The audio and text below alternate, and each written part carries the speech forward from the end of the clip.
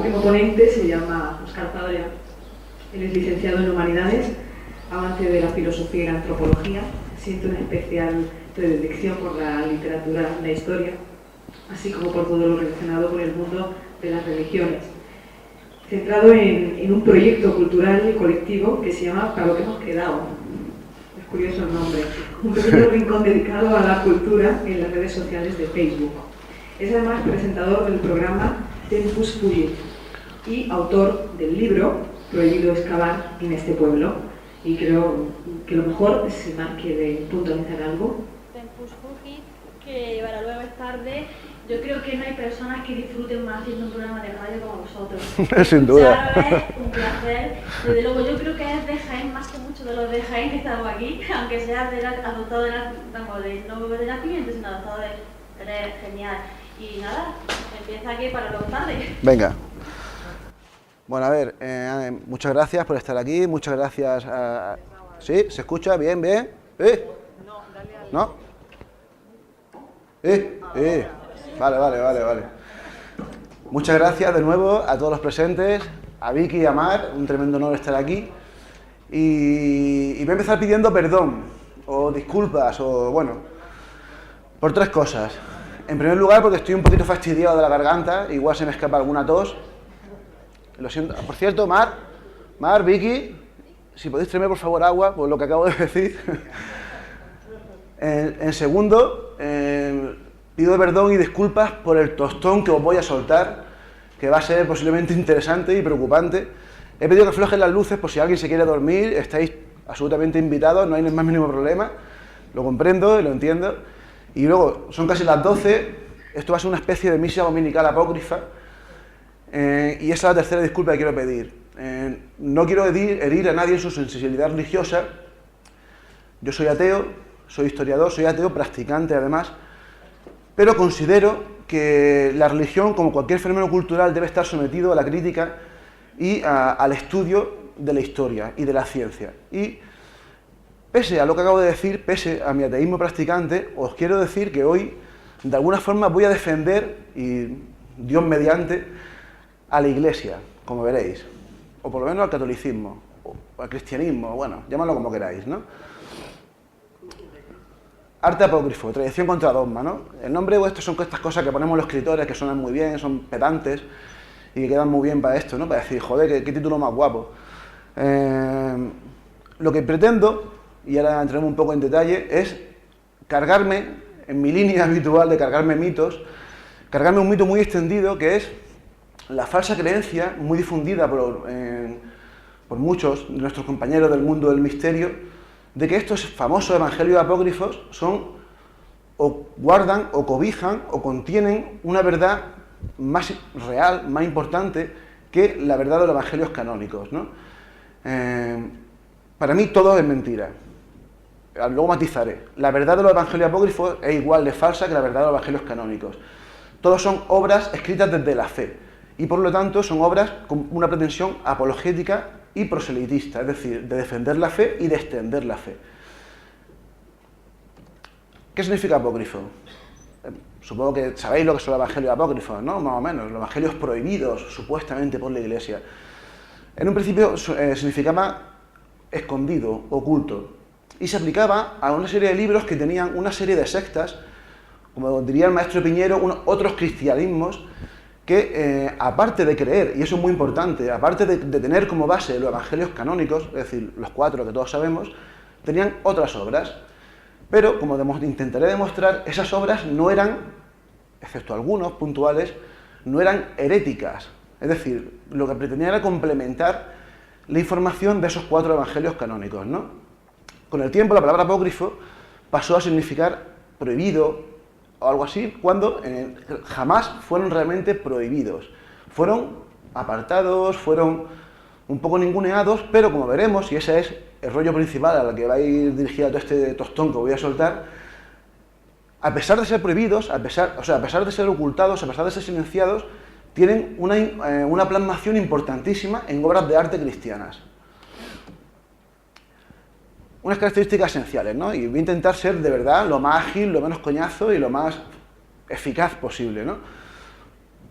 son libros de autores desconocidos. Como son libros de autores desconocidos, los evangelios canónicos. O sea, ni Lucas, como ha mencionado antes el amigo Manuel, ni Mateo, ni Marcos, ni Juan son los autores reales de esos evangelios, ¿no?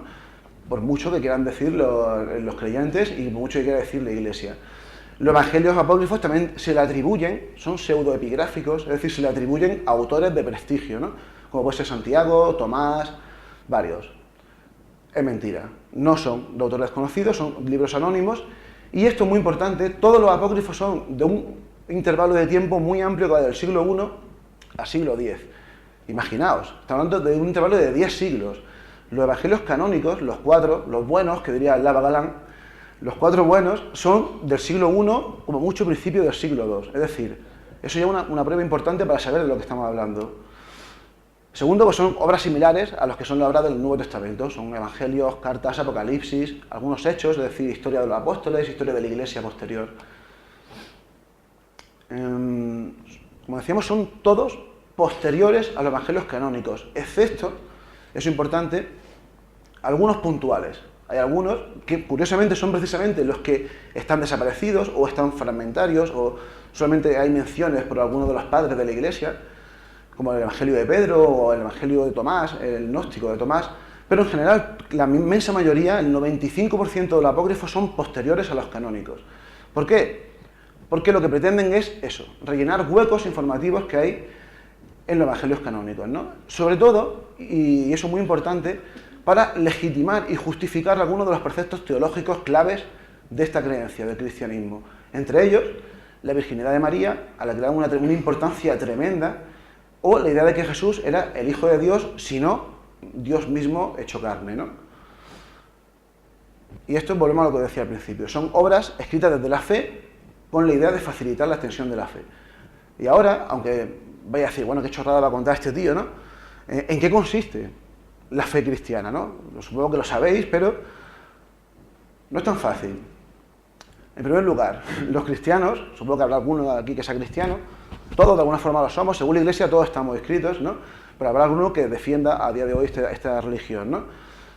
Creen en la existencia de un orden sobrehumano que está controlado y concebido por una sola divinidad, a diferencia de todos los pueblos del entorno en el que surgió el cristianismo y el judaísmo, que es su tronco raíz, un tal Yahvé, que era eso, el dios local de una tribu local, una tribu prácticamente insignificante de Oriente Próximo, los israelitas, y que, como os decía, a diferencia de los pueblos de la zona, que eran politeístas, estos eran monoteístas. Eso es una gran diferencia y una diferencia trascendental, hasta el punto de que hoy en día la inmensa mayoría de la población mundial es monoteísta por culpa precisamente de esta religión, ¿no?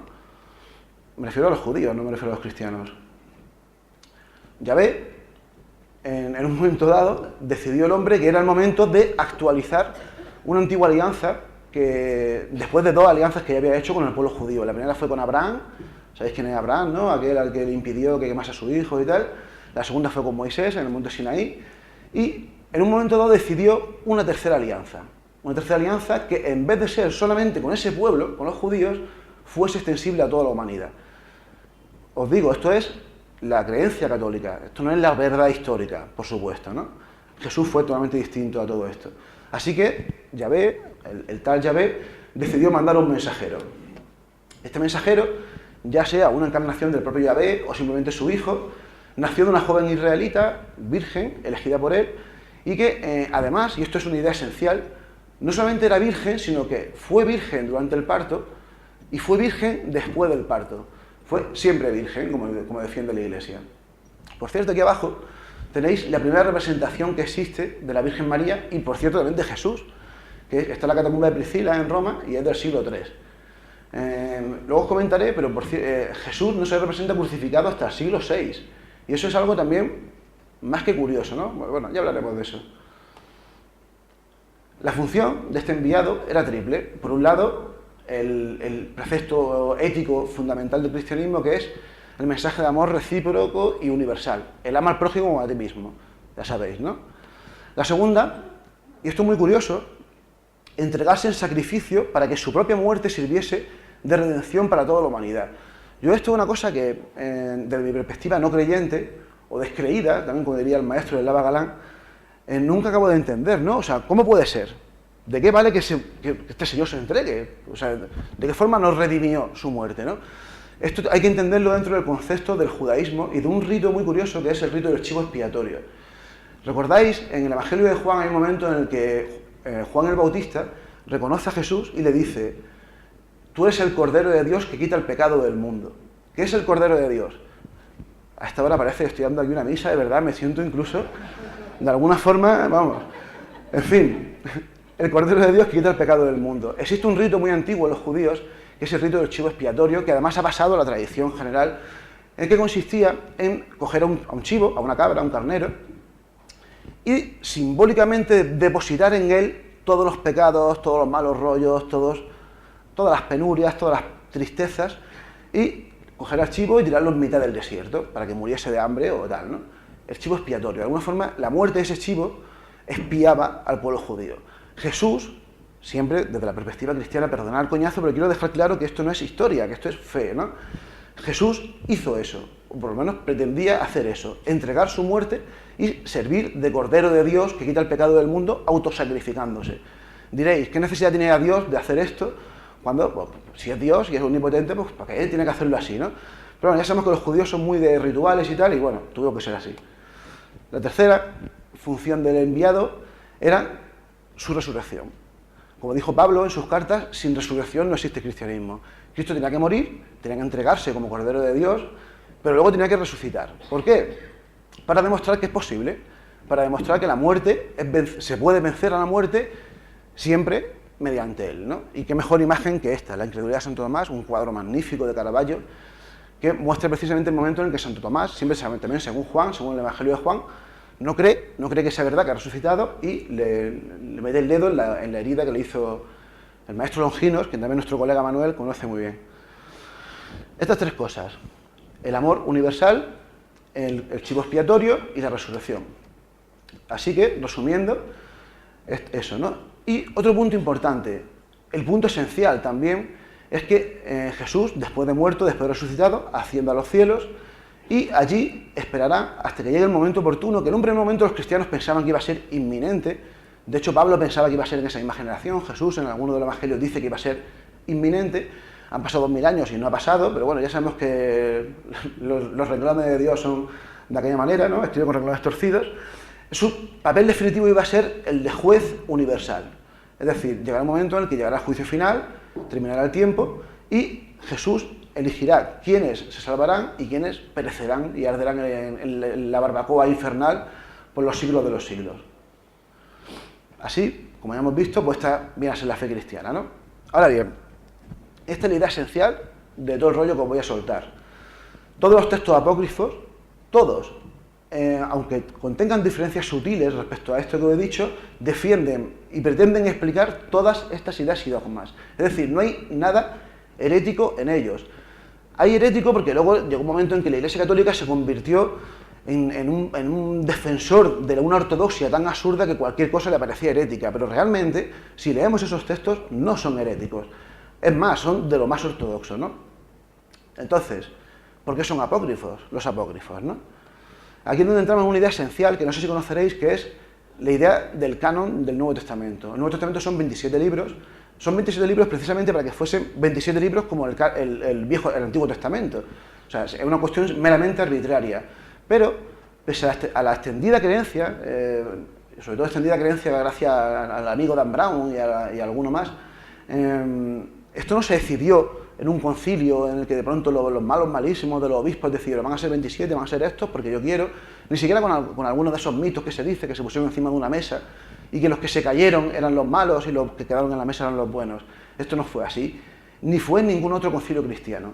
Esto en realidad fue un proceso arduo, lento, que durante siglos se fue poco a poco decidiendo. Pero, fijaos en esto es importantísimo, esto es una cosa que muy poca gente realmente conoce, excepto algún entendido, que es una obra clave que es esta, el Canon de Muratori. Es una obra de finales del siglo II, del año 180 aproximadamente, en la que ya en este canon existen 23 de los 27 libros que forman el Nuevo Testamento, reconocidos como canónicos. Es decir, 150 años del supuesto concilio de Nicea, que tanto se menciona, ya 23 de esos 27 libros eran reconocidos como canónicos. Los 4 que faltan, por cierto, son los 4 que durante casi 1000 años más fueron dudosos. Entre ellos el Apocalipsis de San Juan, la Epístola a los Hebreos, la Epístola de Judas y alguna más, ¿no? Pero curiosamente, en este canon de Muratori hay 2 obras apócrifas incluidas en el canon, que son el Apocalipsis de Pedro y el libro de la Sabiduría, o el libro de la Noxis, que es un libro gnóstico absolutamente herético, y este sí que lo es, realmente. O sea, imaginaos hasta qué punto esto fue un proceso lento, gradual, y no fue una decisión de un grupo maligno de obispos, no, válgame Dios, de defender yo a la Iglesia, ¿no? Pero realmente las cosas como son y la historia fue así, ¿no? Como decía, fue un proceso lento, gradual, pero ¿cuáles son los criterios que defiende la Iglesia para justificar que estos son los libros buenos y los otros son los malos? Pues en primer lugar, la apostolicidad, es decir, que son obras que son o bien escritas por apóstoles directos de Jesús o bien por colegas suyos, ¿no? Por ejemplo, Lucas no fue apóstol de Jesús, sino que cuenta la tradición cristiana, absolutamente de manera falsa, que era el médico de Pablo. Pablo era un señor, pues curioso, aparte de feo, era un señor muy enfermo y tenía problemas de espalda, estaba bastante jodido el hombre, ¿no? Y Lucas fue un médico que lo acompañó incluso hasta su cautiverio en Roma y posiblemente hasta su muerte. Y la tradición dice que aparte de dedicarse a hacer estatuas de la Virgen, pues se dedicó a escribir el Evangelio de Lucas y los Hechos de los Apóstoles. Es falso, como todos los demás, ¿no? No fueron ellos. Otra cosa, y eso sí que es importante, es que cada uno de los evangelios se escribió en un grupo cristiano distinto. Por eso son relativamente diferentes, aunque tampoco lo son tantos, ¿no? Pero este criterio de apostolicidad también se puede aplicar a los apócrifos. O sea, ¿por qué este sí y el Evangelio de Pedro, que como habéis visto en el canon de Muratori es una de las obras canónicas a pesar de ser apócrifo, ¿por qué ese Evangelio no va a cumplir este criterio? Por esto. El cuadro, por cierto, es magnífico, ¿no? La inspiración divina y San Jerónimo escuchando la inspiración divina, ¿no? La Iglesia defiende que estas obras, son inspiradas por Dios, ¿no? Pero claro, eso es lo que defiende la Iglesia Católica, que como de nuevo diría el maestro Piñero, es la Iglesia que salió triunfante, es el cristianismo que salió triunfante. En el momento en el que se escriben estos libros, había varios cristianismos, y todos consideraron que sus obras eran inspiradas. O sea, tampoco este criterio vale. Luego esto ya es un criterio un poco para intentar ahí, mareando un poco la perdiz, agarrarnos aquí un clavo ardiendo y defender lo imposible, ¿no? Que es, pues, el apego y coherencia respecto a la tradición doctrinal, a la fe, tampoco vale, porque también los apócrifos tienen ese apego y coherencia. Y el cuarto, que ya es de perogrullo, ¿no? La simple aceptación en las misas, ¿no? Tampoco vale, porque muchas iglesias aceptaban algunos de los apócrifos. ¿Realmente por qué son estos evangelios los buenos? Porque son los más antiguos. Y eso históricamente está verificado. Los 4 evangelios, mejor dicho, 3 de ellos, el de Marcos, el de Mateo y el de Lucas, son los más antiguos. El de Juan es un poquito posterior, pero está ahí luchando, ¿no? por ser el cuarto en posición junto con algunos, el de Pedro, el Evangelio de los Abionitas, el Evangelio de los Hebreos, pero son los más antiguos. Y por eso se considera que son, como dirían de nuevo en Lava Galán, los buenos. Hay otra cosa importante, y es que todos los apócrifos demuestran que los autores conocían a estos evangelios. En todos hay indicios claros de esta relación, con lo cual queda claro que dependen de ellos. Por lo tanto, no son obras primigenias, sino que son obras secundarias o incluso terciarias respecto a la tradición. Y venga ya, con perdón me doy un poquito de agua, vamos a entrar al meollo de la cuestión, que era el tema de los apócrifos, y lo que yo quiero comentar, que es hasta qué punto estos libros se ha vertido tanta basura en torno a ellos y por muchos compañeros del misterio que se ha creado una imagen absolutamente errónea y parece que son libros que cuentan barbaridades absolutamente heréticas cuando en realidad son tremendamente ortodoxos. Un grupo de libros de esta colección de apócrifos están dedicados a la vida de la Virgen María. Como sabéis, en los evangelios, María pues, no tiene un papel demasiado destacado más allá de ser la madre de Jesús, ¿no? Que es cosa que solamente pasa en 2 de los evangelios, por cierto, en Mateo y en Lucas. En Marcos, que es el más antiguo, y en Juan, no se cuenta nada de eso, ni del nacimiento milagroso, ni de prácticamente, o sea, nada de la infancia de Jesús. Ni siquiera Pablo, que es el autor de los documentos cristianos más antiguos, cuenta absolutamente nada de María. Sin embargo, unos 100 años después de la muerte de Jesús, se le da una importancia tremenda al hecho de la virginidad. ¿Por qué? Porque Dios, como decía antes, decidió encarnarse, o decidió, ya según el grupo cristiano que lo creyese, decidió tener un hijo. Y claro, pues Dios, ya que va a tener un hijo, tiene que ser una mujer especial. y así tuvo que ser una mujer que naciese sin pecado, que por cierto, por eso es lo de la Inmaculada Concepción de María. Mucha gente confunde cuando se habla de la Inmaculada Concepción, se cree que se refiere a Jesús, pero se refiere realmente a María, porque María fue concebida sin mácula, sin pecado, es decir, estaba libre del pecado original, por lo tanto era el perfecto recipiente para que Dios introdujese su Sagrado Espíritu Santo, ya sea del modo que sea, y naciese o ya él mismo encarnado o un hijo suyo. Por eso, a partir del año 100, hubo un especial interés en explicar que la Virgen fue virgen antes, durante y después del parto. Aquí yo voy a ir comentando, a medida que vamos comentando esto, todas las obras artísticas que vamos a hablar, ¿no? Veréis que hay algunas sumamente curiosas y además espero que os sirva esto para cuando vayáis un día a una catedral o a un museo y veáis alguno de estos motivos, os deis cuenta de la cantidad de representaciones apócrifas que hay en las iglesias y en los museos. Esto, por ejemplo, es un motivo muy raramente representado en Occidente, sí, en el Imperio Bizantino, hoy en día por los ortodoxos, ya sean griegos, rusos o armenios, que son los primeros pasos de la Virgen. La Virgen, prácticamente nada más nacer, a los 5 o 6 meses, no solamente hablaba, sino que ya además andaba y rezaba y era la leche ya, ¿no? Y esto es una representación precisamente de eso. Nos vamos a ir de viaje, vamos a ir a un sitio que yo no he estado, ya me gustaría, y que obviamente os invito a que vayáis si podéis, porque es acojonante, ¿no? Perdonad, yo soy muy mal hablado, y bueno, estamos entre amigos y espero que se perdone. La capilla Scrovegni de Padua, también conocida como la Capilla de la Arena. Una capilla preciosa que está llena de representaciones de motivos apócrifos, llena. Y es del siglo XIV, imaginaos, está hablando de plena Edad Media, en pleno momento en el que están las cruzadas, han pasado el exterminio de los cátaros, la Inquisición está en todo lo suyo, y sin embargo, para que veáis hasta qué punto la Iglesia permitió esto, tenemos esta capilla llena de esta información apócrifa, ¿no? La capilla, como veréis, es preciosa, ¿no? Está llena de frescos murales que cuentan precisamente la historia de la Virgen María. Supongo que sabréis, o no, si no lo voy a decir, que los padres de María son Joaquín y Ana. Eso, por supuesto, no sale en ningún evangelio canónico, esto solamente sale en los evangelios apócrifos. Cuenta la historia que este matrimonio, después de llevar 30 años casados, pues los pobreticos no podían tener hijos. Y se ve que un día, en plena festividad de la Pascua, el bueno de Joaquín fue a entregarle una ofrenda, al templo, y el sumo sacerdote, que se ve que era un poco estúpido, pues le dijo, mira, pues no puedes, porque no puedes tener hijos y eso es una cosa muy mal vista por Yahvé, así que fuera de aquí. El hombre dijo, bueno, joder, pues llevo 30 años entregando esto, no me habéis dicho nada. Pero bueno, el hombre dijo, venga, entró en Barrena, se fue a predicar al desierto, se fue a llorar al desierto, y después de llevar 6 meses allí, se ve que Dios se apiadó de él y le mandó un ángel. Entonces le llegó el ángel y le dijo, mira, no te preocupes, Joaquín, que Dios ha escuchado tus plegarias, se va a enrollar contigo y va a tener una hija. Eso sí, a cambio de esto, tienes que entregarle tu hija a Dios porque va a cumplir una misión importantísima. Ese mismo ángel, ya sabéis que el tiempo los ángeles en un momento se ponen en un lugar a otro, se fue a unos kilómetros de allí, se presentó también a Ana y le dijo lo mismo. Va a tener una hija, tu marido no te preocupes que volverá, llevaba 6 meses sin ver a su marido. Ana estaba totalmente hecha una Magdalena, nunca mejor dicho. Y claro, no solamente le llenó alegría el hecho en sí de tener una hija, con 50 y pico años, sino además de volver a ver a su marido que ya pensaba que le había repudiado. Y efectivamente este motivo recoge el encuentro. Esto es una de las puertas de Jerusalén, la puerta dorada, y esto recoge el momento en el que Joaquín y Ana, tras esa maravillosa noticia por el enviado angélico, se reúnen llenos de gozo y emoción, y hay una cosa importante, no hubo cópula, ¿entendéis, no? O sea, la Virgen María tampoco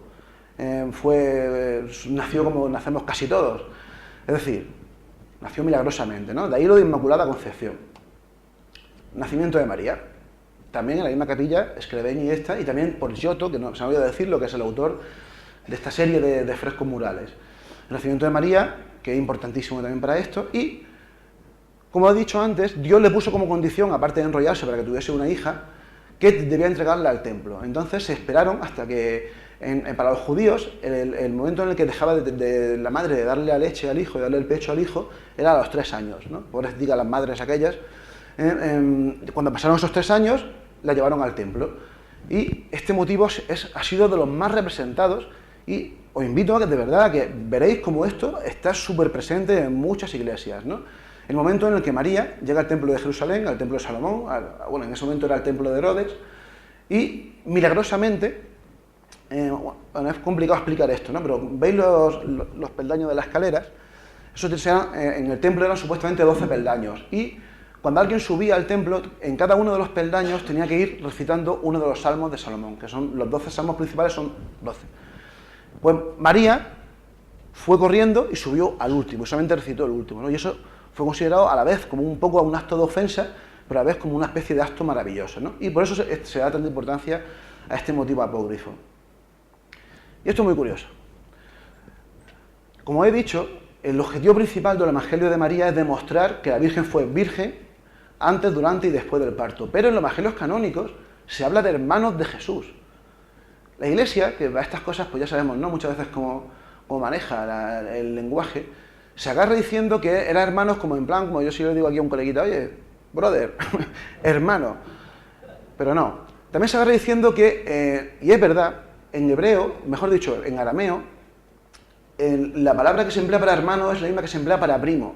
¿Por qué? Porque en las relaciones genealógicas allí es lo mismo. Un primo hermano era un hermano. Pero los evangelios están escritos en griego y la palabra que se empleó para decir hermanos, que es adelphoi, significa hermanos. Claro, ese conflicto teológico, pues durante un tiempo hubo ciertas disputas. Bueno, ¿cómo que va a ser virgen si tiene hermanos? Y aquí está la solución. Los hermanos eran hermanos bastardos de Jesús. Es decir, eran hijos de José, de un matrimonio anterior, con una desconocida, que no sabemos quién es, y se explica mediante un hecho súper bonito y curioso, ¿no? Se ve que la Virgen estaba en el templo y cuando cumplió los 12 años ya no podía seguir estando en el templo porque ya iba a empezar a tener la menstruación y eso era algo totalmente considerado impuro. Entonces tenía que salir del templo y decidieron buscar entre todos los viudos y todos los varones pudientes de Jerusalén a alguien que la acogiese, que fuese su tutor o incluso que se casase con ella. Entonces se presentaron todos por el decreto real de los sumos sacerdotes, se presentaron todos allí y todos tenían que ir con una vara. Entonces el bueno de San José, que en esa época tenía ya como 90 y pico años, el tipo, tenía 4 hijos y 2 hijas. Y él se presentó un poco allí obligado porque el hombre decía, lo que me faltaba a mí ahora encargarme yo de una chavala de 12 años como mujer, no estoy yo para estos trotes, ¿no? Pero con tan mala suerte de que fue el elegido por Dios. ¿Y cómo fue el elegido por Dios? Porque el sumo sacerdote ordenó que todos pusiesen sus varas en el suelo y que Dios elegiría la vara del elegido.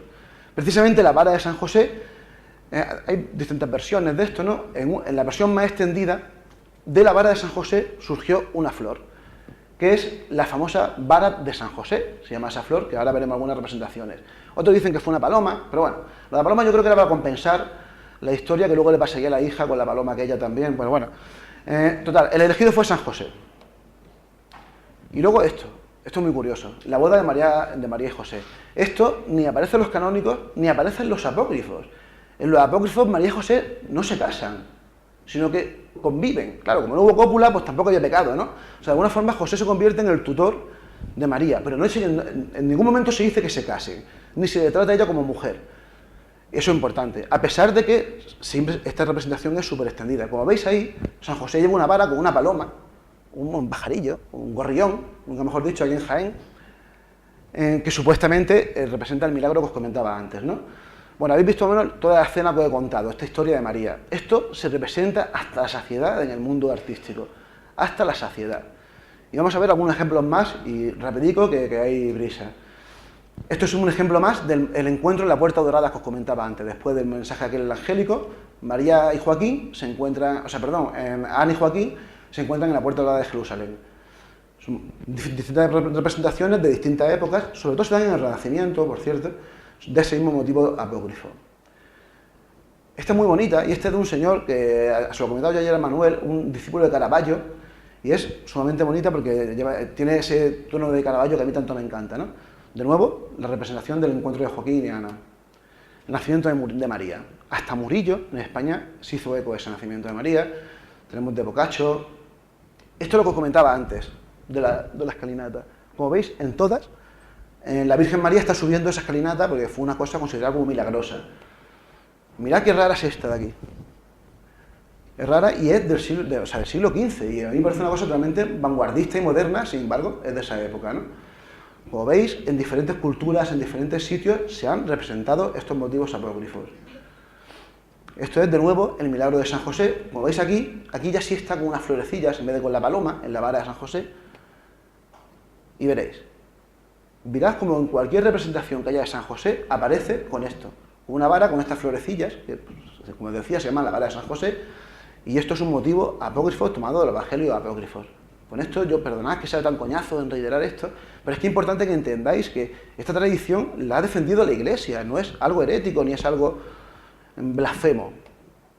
La boda de María y José, que como he dicho, a pesar de que no está en ningún solo texto, claro, se ve que en algún momento determinado de la historia del cristianismo dijeron, bueno, no está bonito esto de que convivan, así que vamos a casarlos, a pesar de que no esté en ningún texto, y por eso se representó esta saciedad. Bueno, siguiente ciclo de apócrifos. Los apócrifos sobre el nacimiento de Jesús. Aquí vamos a entrar en algunas cosas súper curiosas que seguramente no conoceréis sobre lo que realmente pasó, si es que realmente pasó algo, ¿no? Esto también está en la capilla esta de Giotto, en la capilla Scrovegni de Padua, y quiero que os fijéis en una cosa. Aquí están pues, las típicas representaciones, ¿no? Los pastores, los ángeles, la mula y el buey, que por cierto también son solamente exclusivas de los apócrifos, no aparecen en los evangelios canónicos, pero fijaos en esto. ¿Quién es esa señora? ¿Alguien se atreve a apostar algo? ¿No? Esta señora es una comadrona, que por supuesto en los evangelios canónicos no aparece, pero sí aparece en los apócrifos. De hecho, aparecen dos comadronas distintas, ¿no? Fijaos, estas dos comadronas se llaman Salome y Celomi. Esto es una pieza muy antigua del siglo X, en la que se muestra una escena curiosísima y que viene de nuevo a ratificar esta idea de la virginidad de la Virgen, antes, durante y después del parto. Y es esa escena que señalo con una flechita. ¿Veis el gesto que está haciendo? Esta es Salomé. Os cuento. José llega al momento del parto, no van camino de Belén, todo el rollo, ya sabemos lo que pasa, no encuentran alojamiento, se alojan en una cueva, no en un establo, sino en una cueva, y se pone de parto María. José sale corriendo a buscar una comadrona. La encuentra, curiosamente, nada más allá de ahí se la encuentra, regresan y resulta que cuando llega ya ha nacido el niño. La comadrona se acerca al niño, pero le parece extrañísimo que el niño esté limpio, no tenga sangre ninguna y que tampoco ella aparente tener el más mínimo dolor. Entonces que ella le dice que sigue siendo virgen y, atención, perdonad un poco lo que voy a decir ahora, por si alguien se siente ofendido, Salomé duda de eso y le dice a María que la única forma de comprobar si sigue siendo virgen es introducir su mano en la santa vagina de la Virgen María. Y lo hace. Y nada más introducir la mano se le seca. Se seca y se le queda como muerta. Eso es lo que representa esta imagen, como otras varias que veremos luego. Imaginaos, ¿no? Esto es de tela, lo que estamos aquí hablando, ¿no? Salomé le metió la mano a la Virgen María, ¿no? Claro, cuando pasó eso, pues la señora quedó horrorizada y entonces le dijo a la Virgen María, no te preocupes, toma al niño y serás curada. Efectivamente, tomó al niño y se le curó, ¿no? Pero este motivo durante una época fue muy representado en el arte y es muy curioso porque de verdad conocíais esta historia. Es de lo más interesante, ¿no? Otro cuadro de esto, en 1425, Robert Camping, un inglés, haciéndose eco también de este motivo apócrifo. Aparte de lo curiosísimo que es este cuadro, porque está como una especie de jaula rara ahí, bueno, fijaos. Salomé mostrándole a Celomi, en algunos relatos solamente una comadrona, en otros son dos amigas que se encuentran, pero siempre Salomé, la de la mano seca. Y aquí le está mostrando su mano seca a Celomi, a la otra comadrona. De nuevo, otra representación de este mismo motivo, de nuevo Salomé enseñando sus manos. Y esta es la representación más antigua, fijaos, del siglo VI. Como os he dicho antes, la representación más antigua de Cristo crucificado es del siglo VI. O sea, en esa época se representaban más algunos motivos de los apócrifos que la propia crucifixión, con lo importante que esa es en el cristianismo y sobre todo a nivel artístico, ¿no? De nuevo, el mismo motivo, la mano de Celomi, la Virgen María, o sea, Salomé enseñando la mano a la Virgen María. Luego hay otro motivo también muy representado a nivel artístico que es algo que tampoco suele representarse en los belenes, y si alguien lo hace en su belén, por favor que me lo diga, que es a las dos comadronas lavando al niño. Esto es curioso, porque si no habíamos dicho que el niño ya nació sin sangre y sin nada de esto, pues ¿por qué lo lavan? Pero bueno, esto se representó muchísimo. Fijaos, en diferentes momentos, los que están, Salomé y Celomi, bañando al niño Jesús. Y esto es súper extendido. De nuevo, ese motivo. Los Reyes Magos. Todos sabemos que son tres, ¿no? pero tampoco en los canónicos se dice que sean 3. Y por supuesto no se dicen los nombres. Ya sabemos, ¿no? Baltasar, Melchor y Gaspar, ¿no? Esta es la representación más antigua de ellos. Bueno, corrijo, la representación más antigua es la que sean 3, porque antes de esta representación se representaban a veces 3, 2, 4 o incluso 12. Yo he de reconocer que no he podido encontrar de 4 ni de 12, a pesar de que las fuentes dicen que es así. Yo he encontrado una de 2, que lo vais a ver ahora, ¿no? Y además es muy antigua. Pero os quiero contar para hacer un pequeño quiscat y distendernos un poco. Hay un señor catalán que seguramente abusa de alguna de las sustancias que comentaba ayer el maestro Callejo, que tuvo yo una discusión de estas virtuales por Facebook, que el señor tenía las santas narices de afirmar que los Reyes Magos eran catalanes. De esas cosas que se dicen, ¿no? Que si Colón era catalán, que si, bueno, todo el mundo es catalán, y los Reyes Magos, por supuesto, ¿no? ¿A qué se debe esto? Bueno, pues el hombre tenía 2 argumentos de peso, contundentes y terribles. Uno de ellos es que se ve que el bueno de Ratzinger Z, el papa anterior, el papa dimitido, decidió un día que, misteriosamente, decidió que no se sabía dónde eran los Reyes Magos y que podían ser de Tartesos, de Tarsis, basándose en una de las profecías de Zacarías que decía que cuando naciese el Mesías vendrían reyes, incluso desde Tarsis, a adorarle. Tarsis, para este señor catalán que os decía, es Tortosa, en Cataluña. Y luego el gorro. Para este señor, ese gorro, que es el gorro frigio, un gorro típicamente italiano, del norte de Italia, para este señor era, es que no recuerdo cómo se llama, la baquetina catalana. O sea, imaginaos, ¿no? La cantidad de gilipolleces que se pueden decir, ¿no? Bueno, este señor lo defiende y además lo defiende públicamente, ¿no? Es una tontería muy grande porque, para empezar, que estamos hablando de seres mitológicos que no existieron y para seguir, que no existe Cataluña en ese momento, ¿no? Ya las reivindicaciones nacionalistas a veces llegan al ridículo de esto, ¿no? De nuevo, las baquetinas se llaman. Barretinas. De nuevo, este señor, sobre todo que pasa esta foto, porque es otra prueba de eso, ¿no? Es curioso porque fue en el norte de Italia donde más se representaron a los Reyes Magos en un primer momento. En la Puente de Santa Sabina, en Roma. De nuevo son 3 Reyes Magos, pero fijaos esto. Esto es unas pinturas que están en una catacumba romana, la de Pedro y Marcelino, en Roma, y es aproximadamente mitad del siglo III, de 150 a 170. Y aquí son 2 Reyes Magos. Entonces diréis, ¿por qué son 3? ¿Por qué se representan 3 generalmente? Porque fueron 3 regalos. Fueron la mirra, el oro y el incienso. No vamos a entrar, si sabéis para qué fueron esos 3 regalos, precisamente, eso tiene un porqué simbólico muy importante. ¿Os lo digo? Bueno, el oro porque el oro representa la realeza. Jesús era el Hijo de Dios, pero también era el rey de Jerusalén, el rey de Israel, el rey David, el descendiente del rey David. El incienso, porque el incienso es un instrumento, o sea, parte del ritual litúrgico, y ya sabemos, ¿no? El incienso. Y la mirra, porque la mirra es el gran desconocido de los regalos, ¿no? Diréis, ¿qué es la mirra? Bueno, la mirra era una hierba aromática que se usaba para ungir y, ¿cómo se dice?, para embalsamar a los cuerpos. Es decir, de alguna forma eso anunciaba el futuro de Jesús, rey, sacerdote y muerto que resucitaría, el oro, el incienso y la mirra. Como vemos, lo que decía antes, la mula y el buey, esto no vamos a extendernos, pero es verdad que tampoco aparecen en los canónicos y sin embargo sí aparecen en los apócrifos.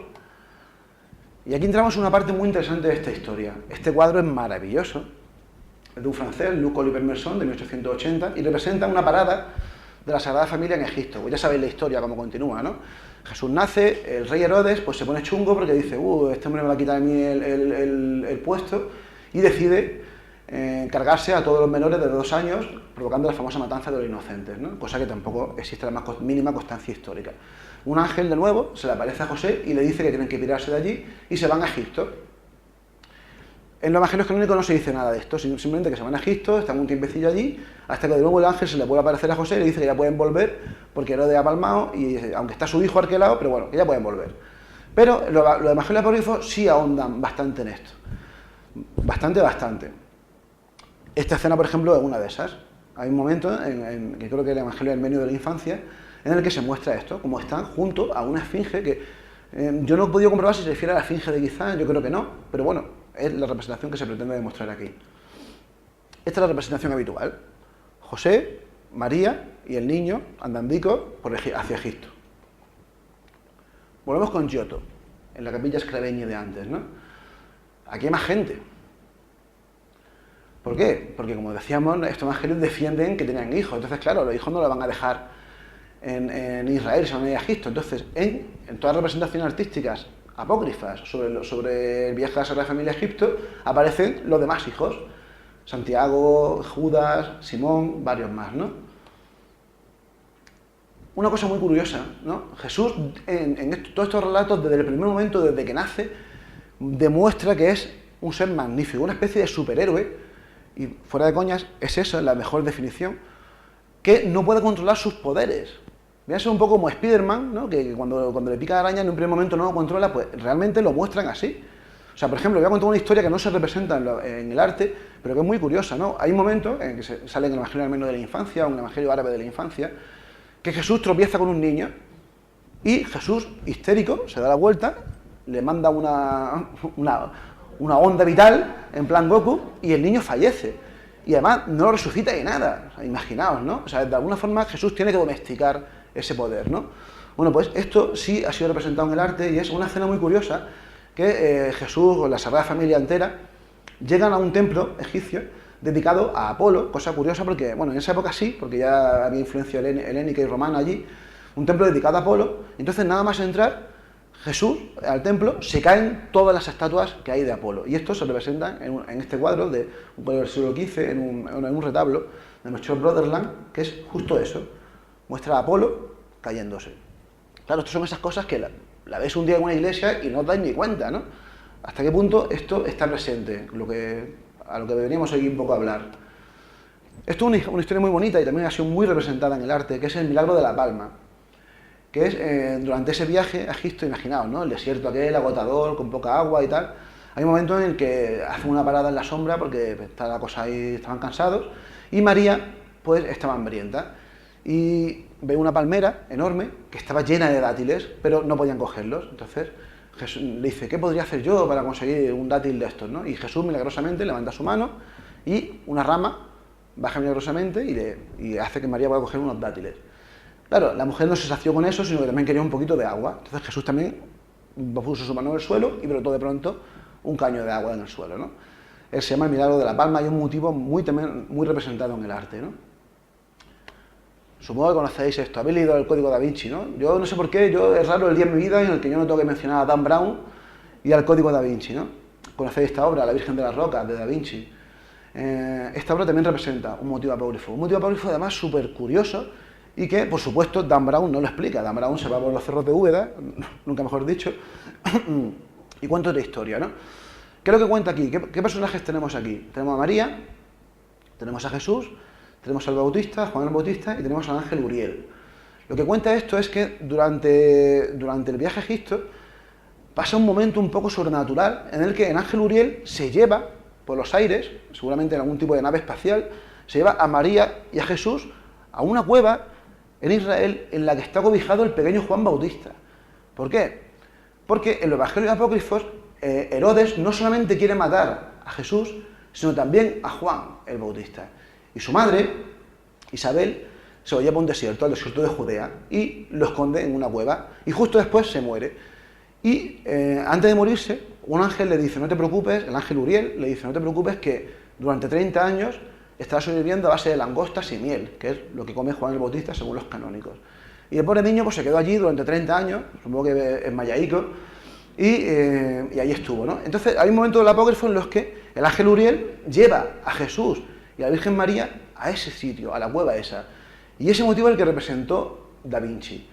Es muy curioso porque Da Vinci le da una importancia tremenda a Juan el Bautista, y aunque no es el motivo de esta charla, sabéis lo raro que tiene este cuadro, ¿no? Supongo que os lo recordáis del Código Da Vinci o de algún documental. Bueno, os cuento, esto hay dos versiones distintas. La primera es esta de aquí. En esa primera no hay nada que diferencie a Jesús de Juan el Bautista. Nada.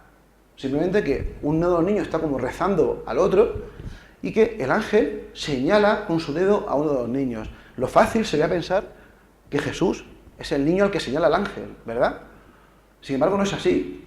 El cuadro fue polémico, en su momento fue encargado por unas monjas que al verlo se ve que se horrorizaron y le dijeron que nada. Y Da Vinci, en vez de rectificar el cuadro, hizo un cuadro nuevo. hizo esta segunda versión de la Virgen de las Rocas.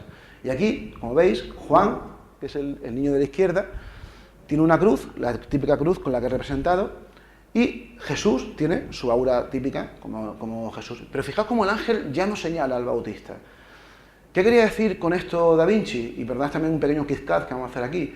Da Vinci representa siempre con un signo curiosísimo a Juan el Bautista, que es con el dedo así. Fijaos la señal que tiene el ángel.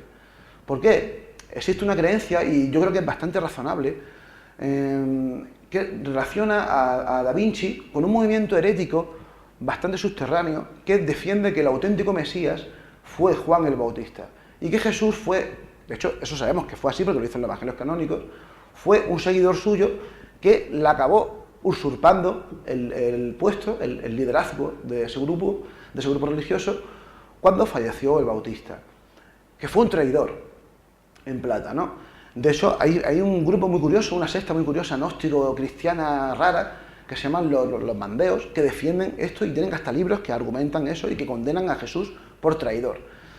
Y hay quien plantea, entre ellos Dan Brown, pero en esto de las pocas cosas que Dan Brown acertó, que posiblemente Da Vinci era seguidor de esta creencia, y lo veo bastante razonable, sobre todo si vemos esta representación, ¿no? Lo que sí es verdad, y volviendo al tema del que estamos hablando, esto es de nuevo una representación apócrifa. Longinos.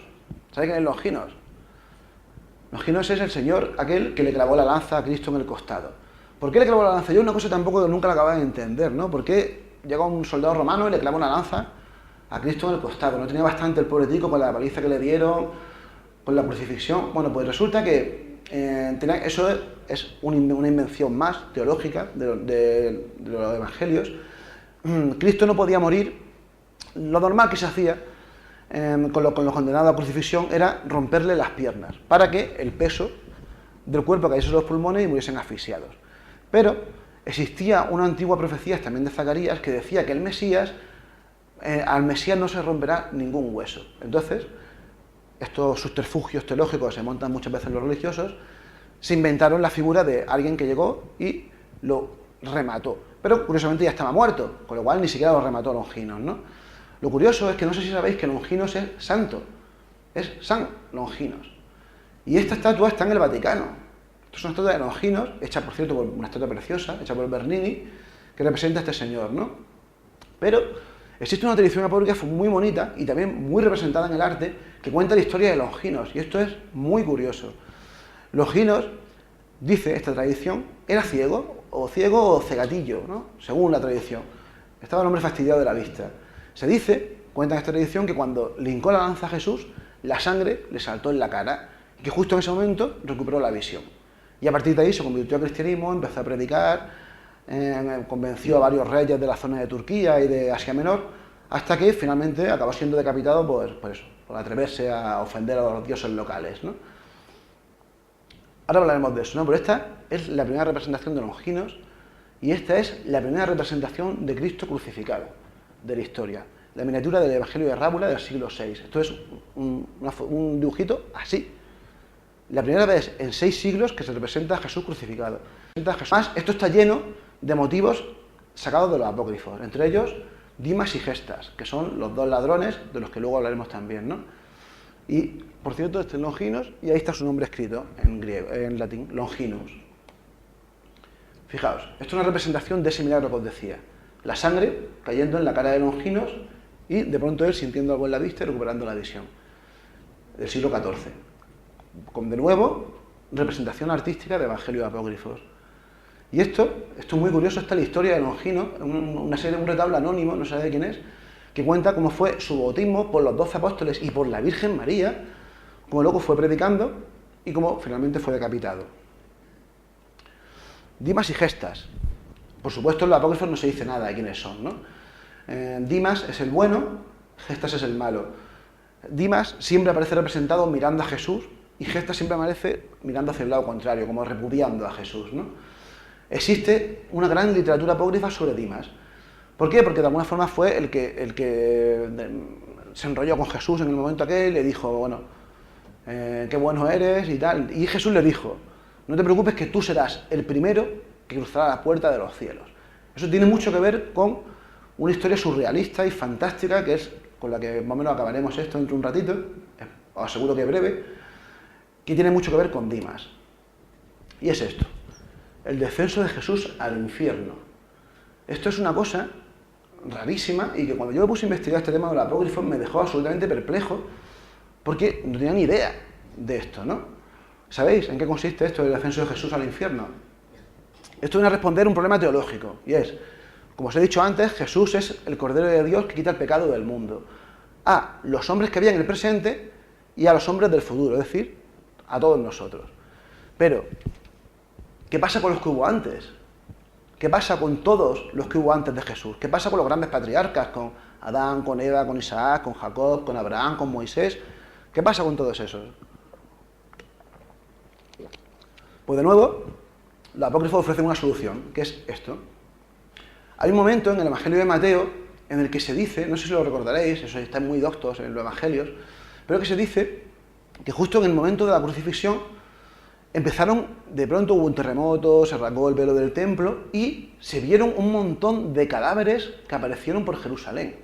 Eso es raro, ¿no? Pero no se explica. Existen una serie de apócrifos completos. Yo no estoy entrando mucho en nombres de apócrifos ni en fechas porque es un rollo y para qué, ¿no? Lo importante es que esto fluya.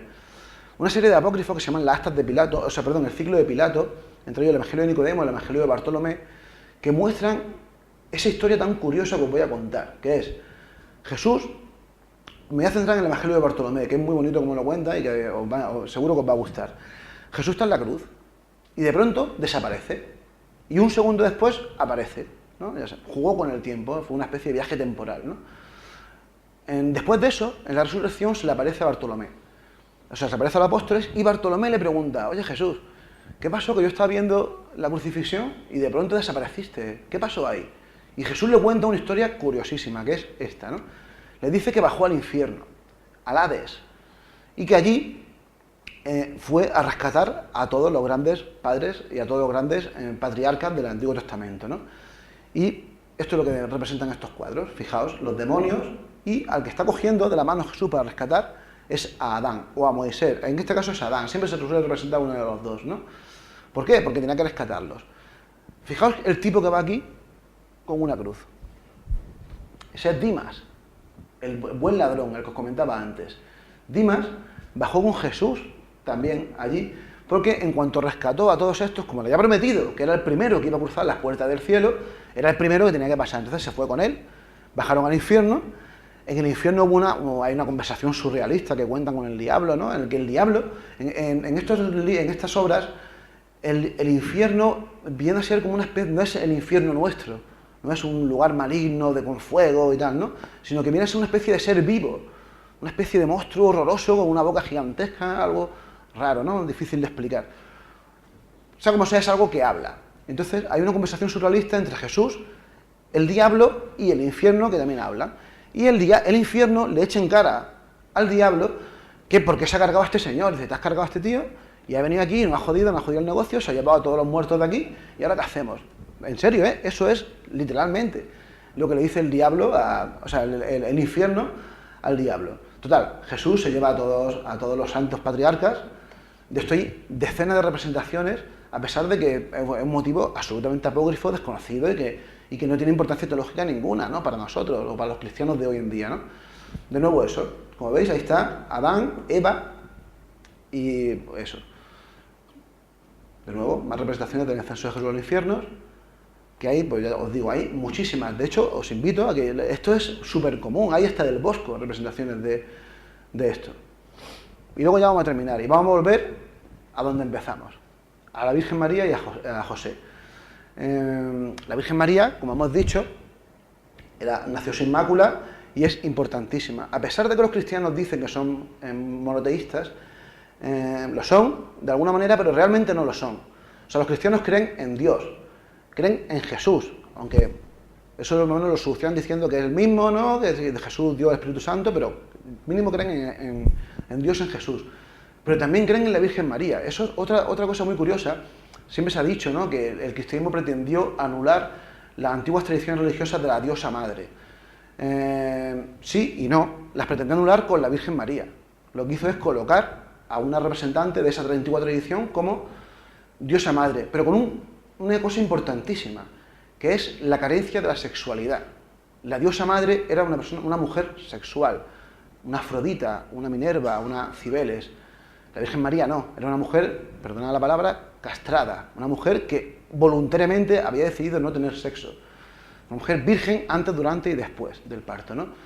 Aún así, la propia religión católica creó su propia diosa madre posterior, más que diosa madre, hembra sexual, que es María Magdalena.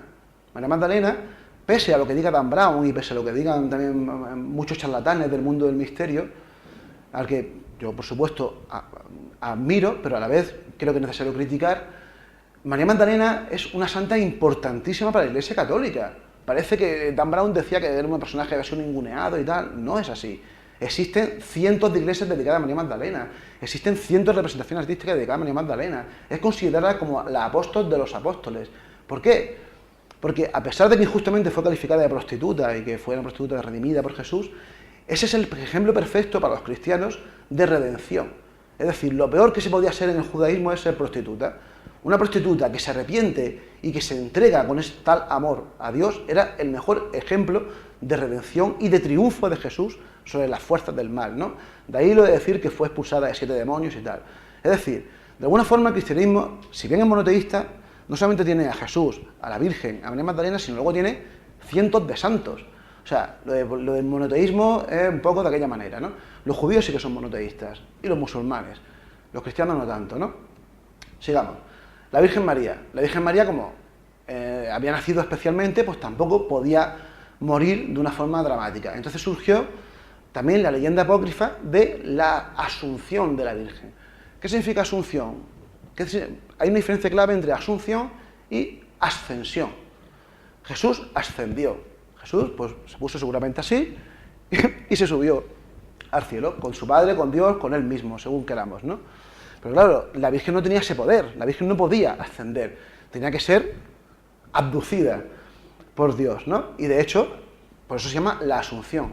Pero claro, había un conflicto con esto, ¿no? Y es, ¿murió o no murió la Virgen? Yo recuerdo una conferencia que dio Jesús no hace mucho tiempo en Mazarrón, en la que hablaba de un motivo muy común, que ahora vamos a hablar, que es el tránsito de la Virgen, o la dormición de la Virgen.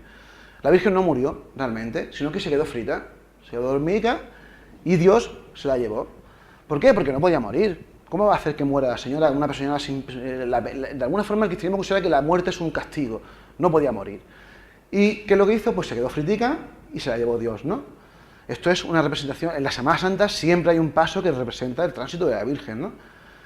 Bueno, estos son diferentes. En los Evangelios Apócrifos hay un ciclo entero dedicado a esto, se llama Apócrifos Asuncionistas, en los que la Virgen, pues se ve que la mujer está viendo un momento cercano, ya había muerto Jesús, por supuesto. Después de aparecerse en el Pilar de Zaragoza y seguramente también a Santiago en Compostela, pues decidió que había llegado su momento, ¿no? Que iba a ser, no sé cómo sería el verbo, asuncionada, ¿no? Bueno. Y se le apareció Jesús y le dijo, en el momento de tu partida se aparecerán, irán contigo los 11 apóstoles. Recordemos que Judas se había ahorcado ya, el hombre por ahí, y aparecieron los 11, y esto es lo que representan estos cuadros, aparecieron los 11 apóstoles y están presentes durante el tránsito o la dormición de María. Y esto es la imagen típica que aparece la Virgen en muchas Semanas Santas, que no está muerta, como muchos creen, sino que está frita. Y ahora os voy a enseñar una cosa, bueno, esto es la representación típica de María siendo asuncionada o ascendida a los cielos, ¿no? Os voy a enseñar la primera representación de este motivo apócrifo, está curiosamente en España, en Zaragoza, y es muy sutil y muy chula, la vais a ver. Y es esto, en la iglesia de Santa Engracia, en Zaragoza. Y fijaos en un detalle que, si veis este friso no os dais ni cuenta, ¿no? Pero es eso. La mano de Dios cogiendo a la Virgen María. Fijaos la fecha. El año 330. Es decir, 300 años antes de que se representase a Jesús crucificado, se representaba ya la Asunción de la Virgen María, ¿no? Para que veáis hasta qué punto la tradición apócrifa ha tenido fuerza en la creación de la creencia cristiana actual, que todos, más o menos, los que crean, tienen, ¿no? Es muy curioso esto, y fijaos, a mí me encanta, ¿no?, esta representación. Y bueno, ya para terminar, ¿qué pasó con San José? San José ya hemos dicho que el hombre tenía 90 y pico años, o sea que no sabemos nada, los evangelios canónicos no cuentan nada de lo que fue del señor este, ¿no? Pues también existen apócrifos dedicados a San José. Y San José murió.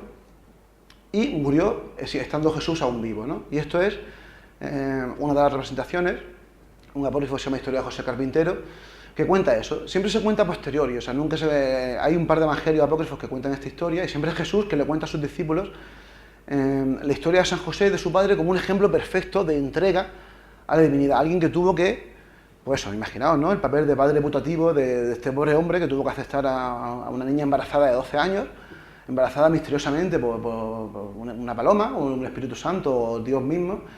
El papel, pues, importante, ¿no? Entonces, de alguna forma, estos evangelios pretenden rescatar y valorizar el papel de San José. Pero incluso, el propio Goya lo llegó a representar en una obra suya, La muerte de San José. Y esto también son representaciones apócrifas. El problema está en que esto lo ve uno en una iglesia y lo ve normal, bueno, pues un cuadro de San José, pero es que esto no aparece en ningún escrito cristiano ortodoxo, sino que aparece en libros prohibidos, según Dan Brown y algún otro más, ¿no? Cuando realmente no son libros prohibidos. Y ya, hasta aquí va la cosa. Con esto espero que hayáis entendido un poco cuál es el rollo de este coñazo que os he soltado aquí, y es, de alguna forma, entender, que comprendáis que, si bien yo no voy a defender jamás a la Iglesia Católica, porque considero que es una institución que, en primer lugar, malinterpretó y deformó y manipuló el mensaje real de, como diría Norman Geisler, que es un exegeta cristiano genial, un judío marginal en una tierra marginal de una provincia marginal del Imperio Romano. Un profeta que defendía un amor universal y que fue condenado seguramente por sedición a Roma. La Iglesia Católica, empezando por Pablo y terminando por Nicea, y terminando incluso por, no voy a decir nombre de papas, pero hasta el día de hoy, han modificado y ha transformado una historia que podía ser muy bonita pese a ellos, ¿no? De hecho, hay una frase buenísima de John Bernard Shaw que dice: el cristianismo podría ser genial si alguien se empeñase en practicarlo. Y esa frase para mí es la clave, ¿no? El cristianismo es genial si alguien de verdad lo practicase, pero los primeros que no lo han practicado nunca son ellos, y perdonad un poco el sermón político del final, pero lo tenía que decir. Muchas gracias y espero que os haya gustado.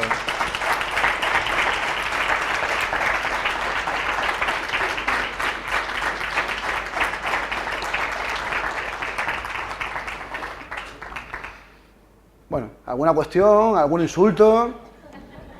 ¿Alguna cosita que os surja, alguna duda? ¿Nada? Venga, dime, Raúl. Bueno, tú y yo comentamos ya bastante. Sí. Hemos hablado bastante. En el libro Mantención, la novela, hablo sobre todo de estos evangelios. Claro, y habla de la Verónica, ¿no? Ya, Claro. ¿Qué tienes que decir al respecto? Bueno, la Verónica forma parte también del ciclo del Evangelio, o sea, del ciclo de Pilatos, o el ciclo del Evangelio de la Pasión, el apócrifo de la Pasión, pero curiosamente surge por la confluencia de dos historias, y tú eso lo vas a saber, ¿no? Que es el Mandilion de Edesa, que se tiene que ver seguro con tu novela, y la historia de la Verónica. Pero curiosamente, en la historia original de la Verónica no es así. O sea, la tradición, y eso no aparece en ningún apócrifo, la tradición defiende que Verónica, creo que es el sexto paso del Vía Crucis, es una de las mujeres que se arrodilla ante Jesús y que le ofrece un sudario. Jesús se seca la sangre y el sudor y se queda la cara impregnada, ¿no? Eso no aparece en ningún texto. En los textos aparece una cosa mucho más rara y más curiosa, y es que, bueno, os cuento, ¿no? Es un poquito rollo, pero es que es una cosa bastante chula. Se ve que el emperador romano, no me acuerdo quién es en este momento, es Tiberio, ¿no? Claro. Está el hombre malico, tiene una enfermedad de la piel, no sé si es lepra, cuentan diferentes versiones de la enfermedad. Entonces manda a un emisario suyo para que vaya a Jerusalén, porque se ha enterado que hay un santón allí que es capaz de curar a la gente.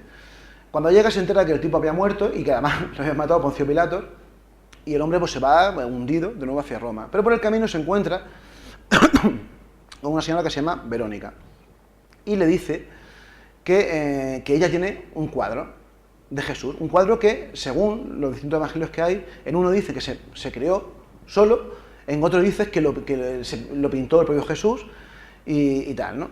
De alguna forma yo creo, esos evangelios son muy tardíos, son del siglo VI, siglo VII, siglo VIII, no sé si conocéis lo que es el Mandilion de Edesa, ¿no?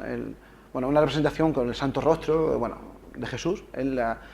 Por cierto, una cosa antes de nada, lo de Verónica, el propio nombre ya indica lo que es el icono verdadero, el santo rostro real de Jesús, ¿no? Se dice que el rey Abgardo, que era un rey de que había en Edesa, una historia muy parecida a esta, estaba teniendo un hombre enfermo, como Tiberio, y quería que Jesús, el santón aquel de Jerusalén, le curase.